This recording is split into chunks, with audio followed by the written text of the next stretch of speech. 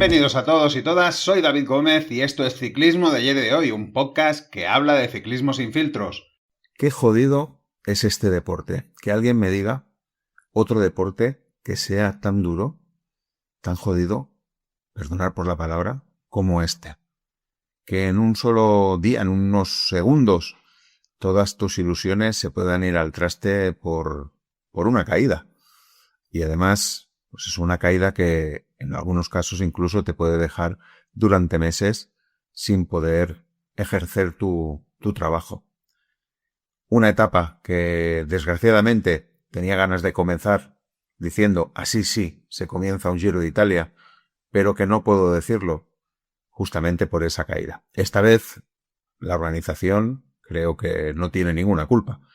Fue una caída pues azarosa, un resbalón y en un mal sitio, y todo ello provocó una montonera monumental. Os hablo de ello cuando vayamos haciendo el repaso de todo lo sucedido en esta etapa. Una etapa donde ya no participó Matteo Moschetti, que fue uno de los afectados por la caída del día anterior. Conmoción cerebral, en principio era el pronóstico durante los controles que le hicieron después de la caída, y decidieron que lo mejor era que pudiera reposar. Otro que hubiera tenido pues oportunidades de darle una victoria de forma, vamos a decir, sorprendente, lo habíamos comentado en la previa, pero que ahora no lo podrá hacer. Una etapa con lluvia, eso hizo, yo creo, que el pelotón se lo cogiera con mucha prudencia, y más visto lo sucedido el día anterior. Me parece que pude ver que en ningún tramo de la hora se pasó de los 40 kilómetros de promedio, y eso para el ciclismo actual me parece que es poco para lo que estamos acostumbrados. Esas medias de 42, 43, 44 kilómetros, pues no llegó ninguna a los 40 kilómetros. Y sí que hubo escapada del día, una escapada del día que fue protagonizada por Mirko Maestri y Diego Pablo Sevilla, los dos del mismo equipo, Polti, y lo único que buscaban era defender la maglia azzurra, y yo creo que fueron, pues eso, lúcidos, inteligentes a la hora de hacerlo, y además hacerlo en dúo para que Diego Pablo Sevilla pues pudiera tener un compañero que le pudiera ayudar, y qué mejor compañero que el jefe de equipo, ¿no? Mirko Maestri, en ese sentido. Lo que extraña más es que ningún otro equipo se haya querido meter en la pelea en un día donde había un terreno, vamos a decir, no era totalmente llano, era un terreno con alguna cota, y eso podría favorecer el rodar de la escapada. No sé, yo creo que luego hay equipos que ni los vamos a ver en carrera, y son días donde la visibilidad es importante, porque estos dos escapados pasan en antena pues muchas horas, y eso lo que hace es que se vea Visit Malta, Polti Visit Malta, que todo el mundo hable de ellos. La verdad es que está haciendo un muy buen inicio de Giro el Polti, además con ese rédito de subir al podio.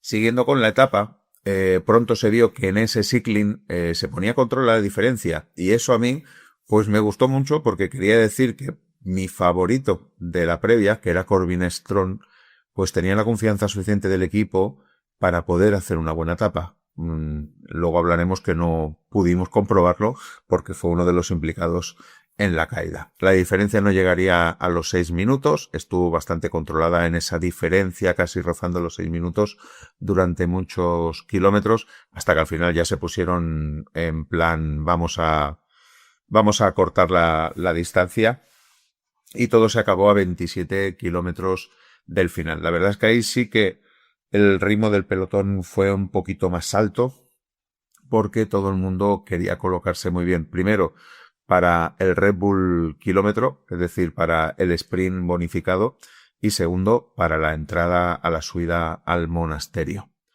A 25 kilómetros deja de llover, pero sí que las carreteras siguen mojadas, y vemos una escena un tanto peligrosa en la zona de auxiliares. Es como una pequeña subida donde todos los corredores, o gran parte de los corredores, empiezan a quitarse el chubasquero, alguno como Félix Gal con bastantes problemas, y comienzan a llover chubasqueros por encima del pelotón. Y algunos de ellos caen en medio del pelotón con el consiguiente peligro por las caídas, ¿no? Con el chubasquero se enrolle en una bicicleta, en una cadena, eso puede provocar una caída. La verdad es que se oyeron algunas protestas de algunos corredores. Y eso solo fueron 2 kilómetros antes de la brutal caída. Fue en el kilómetro, faltando 23 kilómetros. Como digo, se estaba aproximando a ese momento culminante de la etapa y vemos como a un corredor de UAE se le va la rueda delantera y eso provoca un efecto dominó y se lleva por delante, creo que más o menos unos 30 corredores. Algunos de ellos, bueno, varios de ellos chocando contra el guardarraíl. Alguno, como Adam Yates, saltándolo por encima y yéndose un poco por el barranco abajo, que la imagen de Adam Yates con la cara ensangrentada, con una parte llena de barro, la verdad es que fue bastante dolorosa. Entre los más significativos corredores, es decir, todos son significativos al final, ya me entenderéis, pero voy a señalar aquellos que venían a tener un protagonismo, ¿no? El primero, Corbin Strong, que era el favorito para mí en la segunda etapa, Derek Guy, corredor para la general, Antonio Morgado, del que habíamos hablado, que había buscado la bonificación en la etapa anterior y que yo creía que en esta etapa tenía posibilidades de poder ganar, Adam Yates, uno de los favoritos para el podium, que ahora ya no podrá optar a él, o como mínimo lo tiene muy complicado por la diferencia que se ha dejado, Santiago Buitrago o Andrea Vendrame, que también Andrea Vendrame para la etapa en concreta de ese día también era un corredor muy importante. Como digo, las imágenes fueron brutales, entre ellos también estaba Wilco Kelderman con todo el maillot destrozado, el pobre corredor, además uno de los lugartenientes más importantes de Jonas Vingegaard. Y ya digo, al final todos los corredores son importantes en la carrera, pero por no cansaros os he querido señalar los más importantes. Se produce un parón en el pelotón, una marcha lenta para ver si los corredores se pueden recuperar. Eso fue de moto propio. Y aquí el parte es que ya Iván, pobre, yo no sé, pero tiene una mala suerte este corredor con las caídas, no sé cuántas tiene al final a lo largo del año, pero ya Iván se tuvo que ir a casa. Lástima también para Marc Solé, que también se tuvo que ir a casa. Santiago Buitrago, que venía ya lo dijimos en la previa, el equipo tenía muchísimas aspiraciones de buscar un podio. Yo ya dije que seguramente un top 10, pero da igual, ahora mismo no lo podremos ver. Anne Holten del UAE, del 1X, que también lo vimos bastante afectado. Todos esos corredores ya no pudieron llegar a meta. Y esta mañana, mientras que iba a preparar la grabación de este podcast, he visto que Andrea Vendrame ya no saldrá en el día de hoy. Por tanto, otro corredor que no podrá darle triunfos a su equipo. Una verdadera lástima. Yo creo que durante el día de hoy seguramente veremos algún abandono más. A lo mejor estando el día de descanso intentan aguantar a ver si en la siguiente etapa, en la 4, lo pueden hacer. Es decir, que entre hoy y la etapa 4 podemos ver algunos abandonos más. Al final la organización decide neutralizar a 20 kilómetros de meta la carrera. Por falta de ambulancias eran tantos los corredores que tenían que ser atendidos que no podía continuar la carrera porque en caso de accidente no hubieran podido atenderlos con rapidez. Al final a 18 kilómetros para la meta se reanuda la carrera, se lanza la carrera y se lanza de una manera un tanto torpe porque es Ineos, Neck Company Ineos, los que están poniendo delante toda la carne del asador. Supongo que estos sí que no bajaron la concentración porque llegaba el sprint bonificado y pasa en primera posición Bernal y en segunda posición Aresma, llevándose 6 y 4 segundos. Ojo con esto porque a mí me da que aquí ya marca la jerarquía. Si teníamos alguna duda sobre la jerarquía que tenía Ineos para esta carrera, aquí la tenemos marcada. Primero pasa Bernal, segundo pasa Aresman. Si la jerarquía fuera al revés, primero hubiera pasado Aresman y segundo hubiera pasado Bernal. A 14 kilómetros para el final, subida al monasterio, 3,9 kilómetros al 6,8%. Astana se pone a tirar ya con mucha intención, supongo que todos pensando en Scaroni, pero vemos después de 1 kilómetro de subida que Visma, con un solo corredor, porque solo le quedaba un corredor, y es Pingansoli. Ya dijimos que Pingansoli no se le iban a caer los añillos para trabajar para Vinegar. Se puso a trabajar a Vinegar y eso solo quería decir una cosa, que Vinegar tenía ganas de atacar y Vinegar tenía ganas de probarse en esta pequeña cota. Ese acelerón fue la predicción para muchísimos de los sprinters, porque de otra forma, si se hubiera subido a paso pues un poco menos fuerte que el que impuso Visma, pues seguramente hubieran podido aguantar. Después de 2 kilómetros de subida, vemos como el líder, Paul Manier, se queda. Y cuando quedan 500 metros para coronar, solo 500 metros para coronar, aquí me recordó a Renko Benepul cuando hace esos ataques casi al final de cota, es Vinegar el que se pone primero, cambia de ritmo y pega un golpe. Se quedan solo 5 corredores con él y cuando hace el segundo cambio de ritmo, 300 metros ya para coronar, ya se queda solo con Guido Pellizzari y con Lennart Van Ember.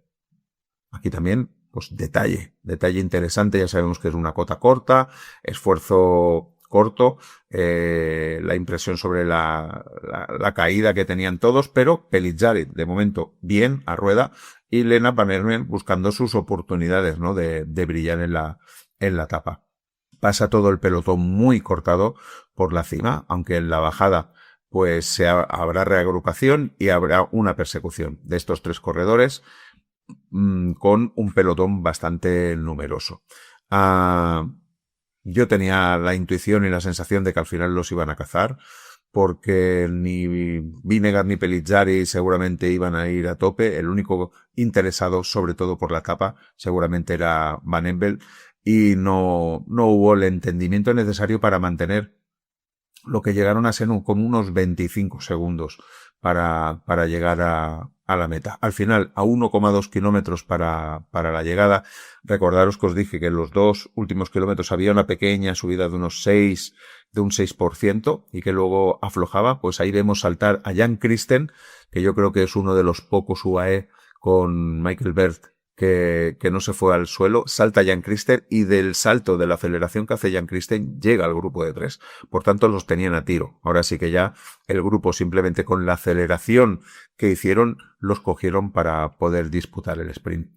Y fue un sprint muy ajustado, y donde Guillermo Tomás Silva, el uruguayo de Astana, se llevó un fantástico triunfo, con Florian Storr en segunda posición, Giulio Ciccone en tercera posición, buscando aquí también sus posibilidades, era una buena llegada para él, Cristian Scaroni cuarto, Guido Pellizzari quinto, Mateo Sobrero sexto, Andreas Lendenson séptimo, Jan Christen al final octavo, Mattis Tojja noveno y Mattis Rondel en la 10ª posición. ¿Qué dijo Silva después de la victoria? Dice, sabía que estaba en buena forma, pero claro, es extremadamente difícil ganar una etapa en una gran vuelta. Estoy emocionado, la subida final fue muy dura y el ritmo muy alto. Por suerte, todavía tenía a Cristian Scaroni conmigo. Estuvo muy activo y me ayudó muchísimo hasta la meta. Solo tenía que mantener la calma. Y solo tuve que esperar a la ayuda de Scaroni. Él cerró la brecha y lanzó mi sprint. Esto es realmente fantástico para mí. Esto es un hecho histórico para Uruguay. La verdad es que sí, la verdad es que seguramente tendrá un efecto muy importante y seguro que en los rotativos uruguayos saldrá la imagen, ¿no? del corredor con la maglia rosa. Silva es el primer uruguayo en ganar una etapa en el Giro y ponerse además de líder. Es su victoria más importante del corredor. Ya os comentaba también en la previa que venía con muy buena forma. Guillermo Tomás Silva es el nuevo líder, como os decía. Florian Storr a 4 segundos. Segundo, Egan Bernal, gracias a las bonificaciones, a 4 segundos. Tercero, Tina Aresman a 6 segundos. Giulio Ciccone, quinto, a 6 segundos. Y luego ya vienen todos los corredores que pudieron aguantar en el grupo, que al final suman 34 corredores, con Jan Christen encabezando en sexta posición a 10 segundos. A la general de los puntos, Paul Manier sigue primero con 55 puntos, Tobias Lund Andresen 35, Jonathan Milan tercero 26. La montaña con Diego Pablo Sevilla 24 puntos, Jonas Vinegar 9 puntos gracias al paso que hizo por el monasterio y Mirko Maestri 8 puntos. la clasificación de los jóvenes encabezada por Guillermo Tomás Silva, con Jan Christen en segunda posición a 10 segundos y Jonas Kulset, de momento, que se salva de las caídas, el corredor de 1X, que ya sabéis que tienen muchas aspiraciones de hacer un top 10 con él. Yo lo veo menos claro, pero como siempre hay que pensar en alto para poder llegar. En tercera posición, y la general por equipos, Astana primero, Tudor y 1X sería la general con todos los equipos empatados a tiempo. La verdad es que solo 6 equipos se salvaron de tener 3 corredores en el grupo. Podemos repasar también el Intergiro, con Diego Pablo Sevilla en primera posición con 20 puntos, Manuel Tarocci 12, claro, Diego Pablo Sevilla estaban en las 2 escapadas que ha habido, Jonathan Milan 8 puntos, y la fuga Pigancello, que aquí tenemos pues a Diego Pablo Sevilla con 319 kilómetros escapado, segundo Mirko Maestri con 195 y Manuel Tarocci con 124.